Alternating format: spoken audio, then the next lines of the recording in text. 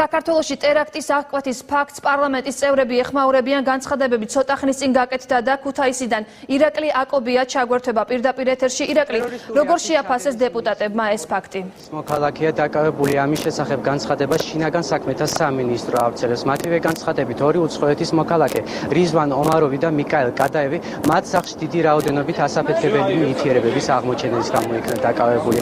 ამ ინფორმაციასთან დაკავშირებით დღეს კომენტარებს პარლამენტშიც აკეთებდნენ საპარლამენტო უმცირესობის წევრი გიორგი კანდელაკის განცხადებით მნიშვნელოვანია, რომ დღევანდელმა ხელისუფლებამ უფრო აქტიურად ითანამშრომლოს გამოძიებასთან, რაც შეეხება უმრავლესობის წევრებს. ზურაბ აბაშიძის განცხადებით მნიშვნელოვანია, რომ მსგავსი ფაქტები იქნას აღკვეთილი და ის მადლობას უხდის ირაკლი ღარიბაშვილს, რომ ტერორისტული აქტი იქნა აღკვეთილი.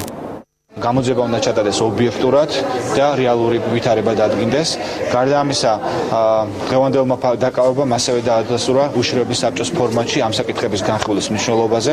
თქვენ იცით, რომ პრემიერ-მინისტრმა უარი განაცხადა აღნიშნულ საკითხთან დაკავშირებით უშიშროების საბჭოს სხდომაზე მონაწილეობაზე, თუმცა დღევანდელმა ფაქტმაც დაადასტურა, რომ მნიშვნელოვანი არის როგორც საპრეზიდენტო ხელისუფლების, ასევე სამთავრობო ხელისუფლების კოორდინაცია, რათა საქართველო დაცულ იქნეს ნებისმიერი ტერორისტული საფრთხისგან. მადლობა გადაუხადოთ ჩვენ შინაგან საქმეთა სამინისტროს მის ხელმძღვანელობას ასეთი აქტიური მუშაობისთვის, იმიტომ რომ ის სცენი, რომელიც 21 და მე-20 საუკუნის და 21 საუკუნის სცენია ტერორიზმის წინააღმდეგ ბრძოლა და მისი აღკვეთა და ის ადამიანები, რომლებიც არიან დაკავებული, არიან მართლა სერიოზული ტერორისტები, რომელთა თანამონაწილეები ევროპის ქვეყნებში არიან დაკავებულები რეალურად, რასაც გავეცანი ჩვენ და ძალიან დიდი ოდენობით აღმოაჩნდათ მათ ამ ასაფეთქებელი ნივთიერებები და სხვა ამუნიცია.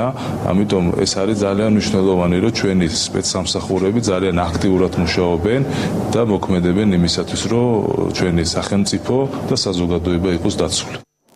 ორი უცხოეთის მოქალაქე მიკაელ კადაევი და რიзвან ომაროვი შინაგან საქმეთა სამინისტროს ანტიტერორისტულმა სამსახურმა ტერორისტული აქტის ჩადენის მიზნით დააკავა.